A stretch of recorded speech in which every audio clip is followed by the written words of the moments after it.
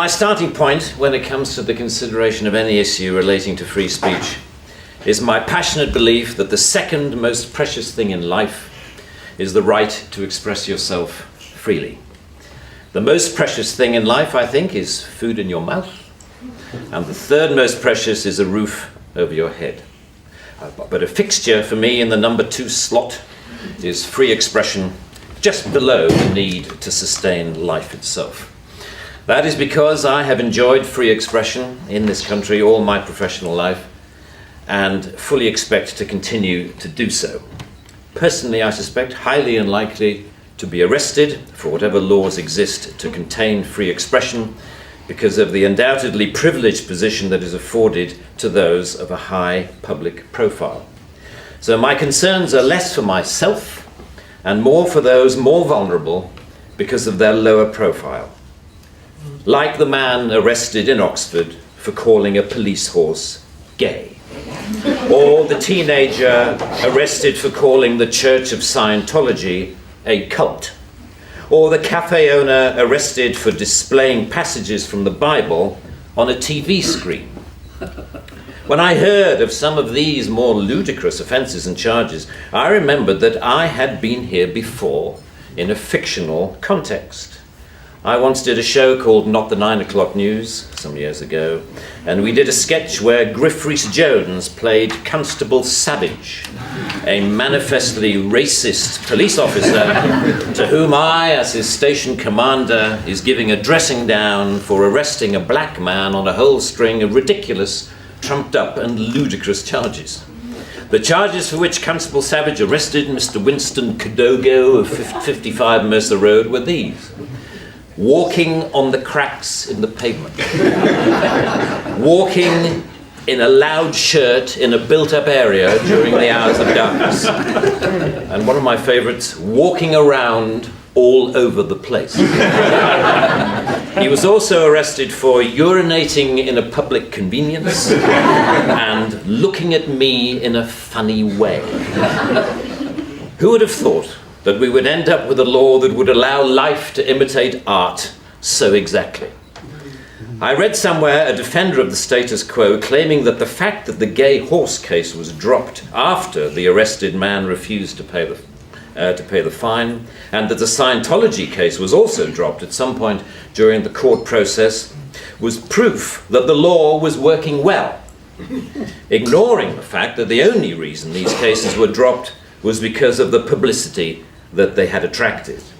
The police sensed that ridicule was just around the corner and withdrew their actions.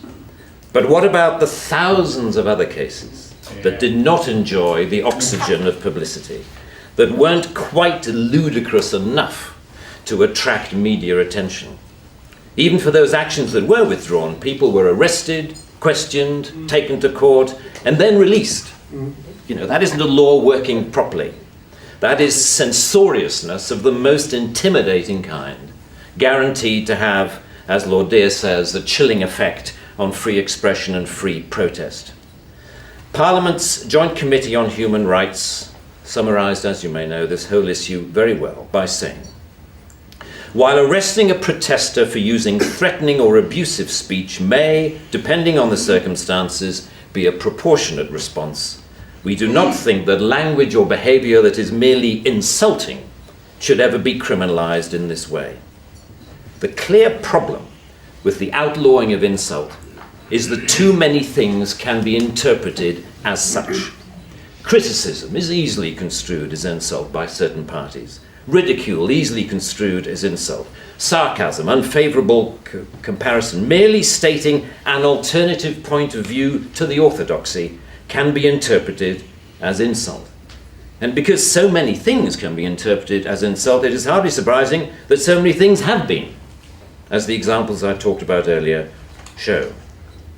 Although the law under discussion has been on the statute book for over 25 years, it is indicative of a culture that has taken hold of the programmes of successive governments, that with the reasonable and well-intentioned ambition to contain obnoxious elements in society, has created a society of an extraordinarily authoritarian and controlling nature. It is what you might call the new intolerance, a new but intense desire to gag uncomfortable voices of dissent. I am not intolerant, say many people, say many softly spoken, highly educated, liberal-minded people. I'm only intolerant of intolerance.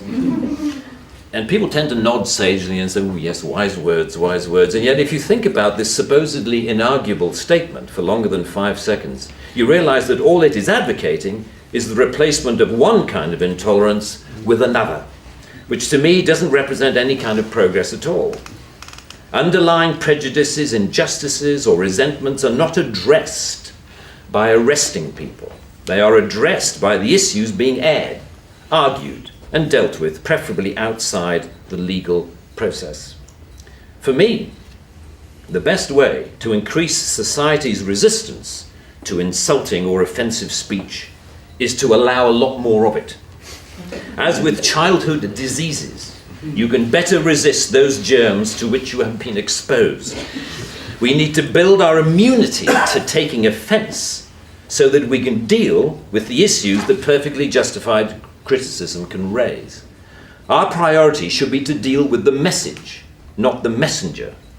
As President Obama said in an address to the United Nations only a month or so ago, laudable efforts to restrict speech can become a tool to silence critics or oppress minorities. The strongest weapon against hateful speech is not repression, it is more speech. And that's the essence of my thesis, more speech. If we want a robust society, we need more robust dialogue, and that must include the right to insult or to offend. And even if, as Lord Dear says, the freedom to be inoffensive is no freedom at all. The repeal of this word in this clause will be only a small step, but it will, I hope, be a critical one in what should be a longer-term project to pause and slowly rewind a creeping culture of censoriousness. It is a small skirmish in the battle, in my opinion, to deal with what Sir Salman Rushdie refers to as the outrage industry. Self-appointed arbiters of the public good, encouraging media-stoked outrage to which the police feel under terrible pressure to react. A newspaper rings up Scotland Yard. Someone has said something slightly insulting on Twitter about someone who we think a national treasure. What are you going to do about it? And the police panic and they scrabble around and then grasp the most inappropriate lifeline of all, Section 5 of the Public Order Act, that thing where you can arrest anybody for saying anything that might be construed by anyone else as insulting. They don't seem to need a real victim. They need only to make the judgment that somebody could have been offended if they had heard or read what has been said. The most ludicrous degree of latitude.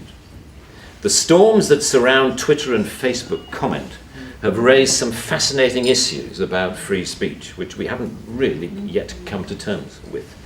Firstly, that we all have to take responsibility for what we say, which is quite a good lesson to learn.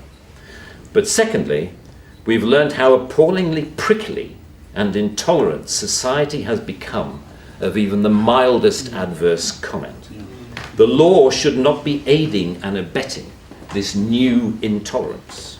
Free speech can only suffer if the law prevents us from dealing with its consequences. I offer my wholehearted support to the Reform Section 5 campaign. Thank you very much.